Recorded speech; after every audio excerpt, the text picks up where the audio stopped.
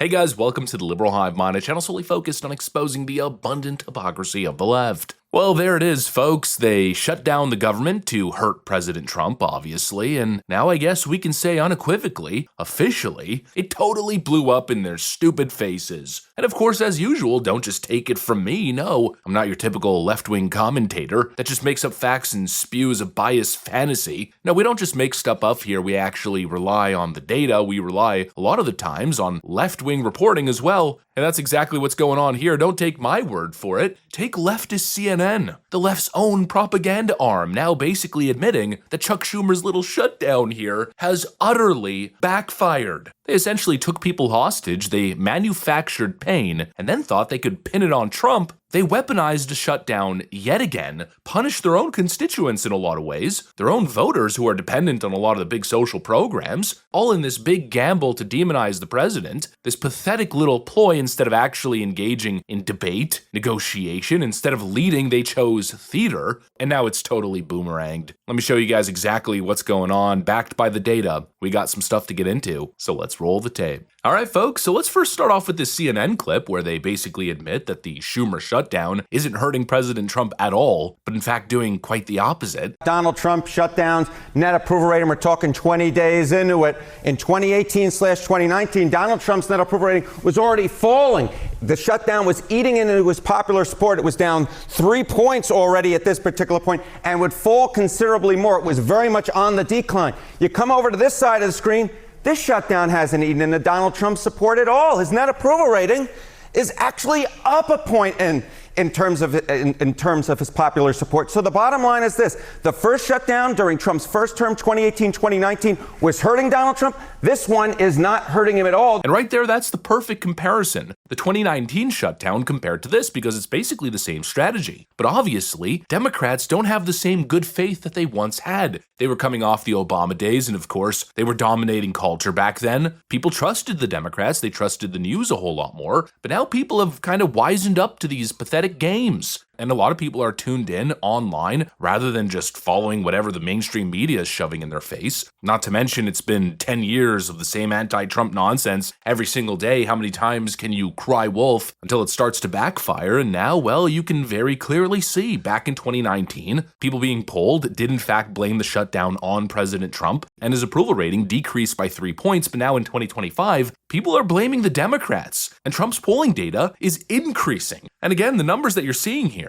they're underestimating the true sentiment in the country. Chuck Schumer's little play here is exploding in his face. He's fired a gun and it's backfired. And considering the context, it's going to be real bad. I mean, Democrats cut services for their own constituents. And the whole purpose, obviously, they wanted the polls to start moving. But it's not happening. So instead, what seems to be happening is people are being hurt by this Democrat shutdown. And now they're blaming Democrats. Basically, the Democrats added insult to injury. You know, when the numbers aren't breaking your way after you deliberately inflicted pain on them, you essentially just told every normal person exactly how little you value them. You view them as political props, as numbers, as demographics, voting blocks, and not as people. And even worse, the optics around this No Kings spectacle, which obviously fell flat. I mean, what a manufactured, phony disaster event that was. Attempting to change people's minds, convince people that the country has turned to fascism with pineapple cosplay. Ooh, let's be silly, no kings. And then, of course, getting completely exposed as a bunch of your violent fanatic followers are issuing literal death threats on camera during these No Kings events, and all the calls to violence written on the signage that people were carrying. The government shutdown's real purpose, to lay the stage for this No Kings spectacle, and increasingly that seems to be the case, as now the report is the Democrats are likely to start opening government here following the No Kings stunt. First of all, the president has been very active throughout this process, but it's also his position that this is a thing that the Senate needs to work out. A lot of our friends in the Senate have said that it was just bad optics for Democrats to open the government before the No Kings rally, and that now there's a shot that this week things will come together and very quickly the moderate Democrats Democrats will move forward and get us an open government, at which point we could negotiate whatever policies they want to negotiate with regular order.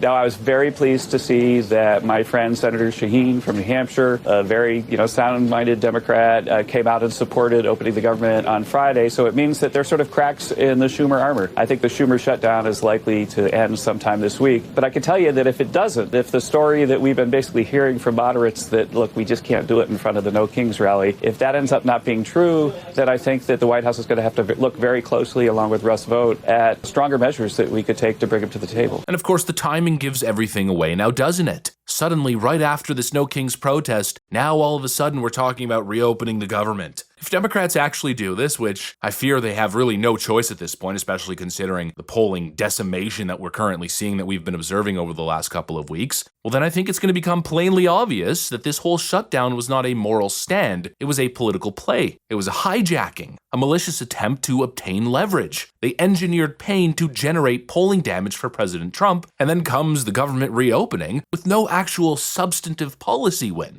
I think the backlash is going to hit even harder as people realize the strings that they were pulling. I don't think people like being used very much. I don't know. Maybe that's just me. And meanwhile, of course, the flip side of that coin is that President Trump continues to rise. His trajectory is directly inverse to what's happening with the Democrats. They did all of this. Oh, the boy who cried wolf. Psyop after psyop. And his approval continues to tick upwards. It's funny because I've been repeating the same thing for 6 years and even beyond that since the early days, since 2016, before I was doing this YouTube game. I mean, it's pretty common knowledge at this point. The more you attack this president, the more you run these fake, phony scandals, the more you push people to his side. Slowly, more and more people are getting red-pilled. They're waking up. They're realizing, whoa, I was lied to. And this seems to be yet again another one of those events. Maybe Trump's not that bad. They keep saying he's a king. Oh, he's a king, he's a king. But none of them can freaking articulate what they actually mean by that. Oh, he's a king because he wants to destroy the Constitution. They're like freaking bots. Ooh, someone on social media told me, therefore, I'm on the streets now protesting no kings in America. The man was duly elected, and there's all kinds of checks and balances that are getting in his way. The baseline premise, the fact that these people are on the streets protesting in the way that they are, if anything, in essence proves that he is no king. He's the president of the United States. I mean, look at the government shutdown to begin with. They're filibustering his agenda while being in the minority. That's not how a monarchy operates. Surely, people who have no internal monologue, they're not going to think that deep about it. They're going to get ready and gear up for the next No Kings protest. No Kings version 3.0. But some people, it's going to start clicking. Whoa, what am I a part of here? What is the purpose of this? And of course, after all the existential threat talk, the Democrats are likely just going to reopen government, and it will have all been for nothing. That's a wake-up call for so many people. And so slowly but surely, these pathetic Democrat antics, one after another, all they do is slowly push Donald Trump's support higher and higher. And what that also does is create a floor for him, because when you have these horrible experiences with the Democrats and it pushes you to President Trump, you get a bad taste in your mouth and you don't want to go back. You become a sticky Trump supporter. That's why we see President Trump with this incredible floor. Despite the massive damaging campaigns that they run against him, he never dips below 44-45% aggregate approval rating. And that's with all these negative push pollsters showing him in some abysmal numbers that are incorrect, overstated. And so Democrats just keep playing themselves over and over and over again. Anything but actually doing the work that is necessary to build a political movement. Anything but winning on the issues, the policies, the ideas. It's just antics, tantrums, dishonest strategies, blackmail campaigns, coercion. That's not how you win in the political arena. And once again, Democrats seem to be learning that the hard way. Another failed spectacle, another pathetic performance, all for nothing, just to make President Trump that much more popular. Anyways, that's pretty much what I got for you guys. Thanks for watching, and I'll see you on the next one.